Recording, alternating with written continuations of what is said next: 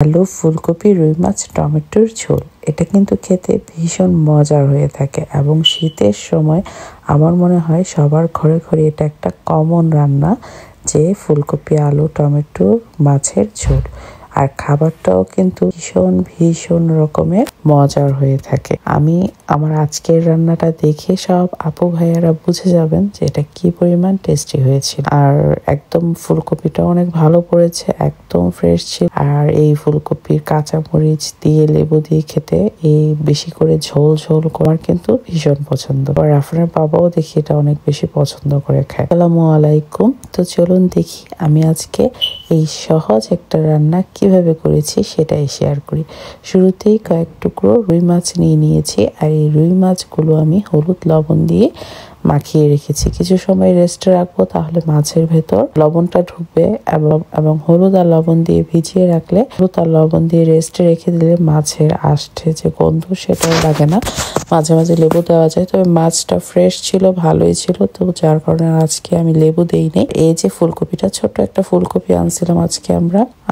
আমার আগের ভিডিওটা যদি দেখে থাকেন তাহলে তো দেখবেন, আজকে বাজার করে নিয়ে আসছিলাম, তখন ফুলকপিটা আনছিলাম। আর এখানে আসলে সবজির মাঝে ফুলকপি, ব্রোকলি বিদেশে এসে দেখলাম আর কি যে এই সবজিগুলা একটু চিপে পাওয়া যায়, খেতেও মজা। আমরা যেহেতু বাঙালি, ফুলকপিটা তো খুব বেশি পছন্দ করি, ব্রোকলিও পছন্দ করি। আজকে ফুলকপি নিয়ে এলাম। আর এই ছোট ছোট আলুগুলো নিয়ে আসছি, শক্ত থাকে। নর্মালি এখানে কয়েক ধরনের আলুই পাওয়া যায়, আমাদের দেশের আলুর মতো না, নরম আলুও আছে।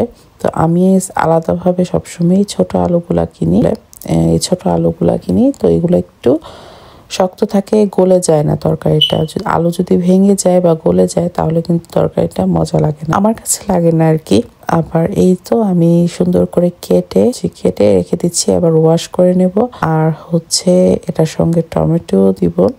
আর মাছগুলো তো আমি কিছুক্ষণ হলুদ লবণ দিয়ে মাখিয়ে রেখেছিলাম, এবার প্যানে মাছগুলো ভেজে নিচ্ছি। আর আমার জামাই তো আছেন, মাছ একদম কররা পোড়া পোড়া করে ভাজতে হবে। আবার বেশি শক্ত করে ভাজলে কিন্তু বাচ্চারা খেতে পারে না। এক দুইটা আমি একটু ওর জন্য ভাজি, আর বাচ্চাদের জন্য একটু এক দুইটা ভাজা দিই, কারণ বেশি শক্ত করলে বাচ্চাদের জন্য খেতে প্রবলেম হয়ে যায়, ওরা পছন্দ করে খায় না। তারপরও যতটুকু পেরেছি আর কি।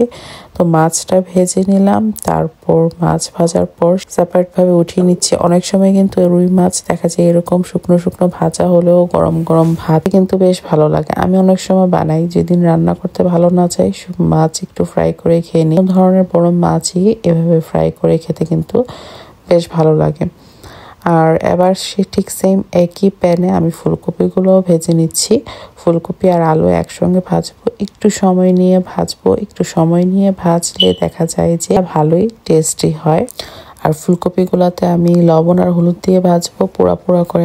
আর একটু সাইড করে দুইটা টমেটো দিয়ে দিয়েছি। আর টমেটোগুলো আমি এভাবে দুই ভাগ করে নিয়েছি, এর থেকে বেশি টুকরা করিনি, কারণ বেশি টুকরো করলে দেখা যাবে যে টমেটোগুলোকে আমি পোড়া পোড়া করে ভাজতে পারবো না, টমেটোগুলো দেখা যাবে যে একদম গলে যাবে।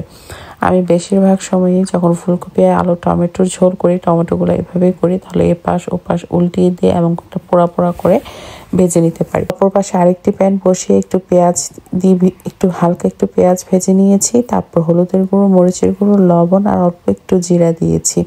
নর্মালি আমি ধনিয়াটা আমি একটু কমই খাই, আমি বেশিরভাগ রান্নাতেই ধনিয়াটা ইউজ করি না, ইউজ করলেও হয়। আমি ধনিয়া ছাড়াই রান্না করতে বেশি পছন্দ করি আসলে।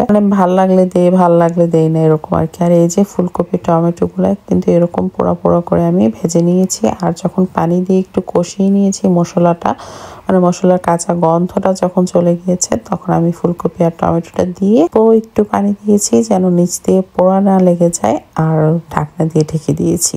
ফুলকপিটা এই কষানোর মাঝে আমি একদম পারফেক্ট সেদ্ধ হয়ে গিয়েছে। এবার এপাশ ওপাশ করে একটু উল্টিয়ে দিলাম যেন নিচ দিয়ে লেগে না যায়। আর মাছগুলো যে ভেজে রেখেছিলাম সেই মাছগুলো এবার উপর দিয়ে দিচ্ছি।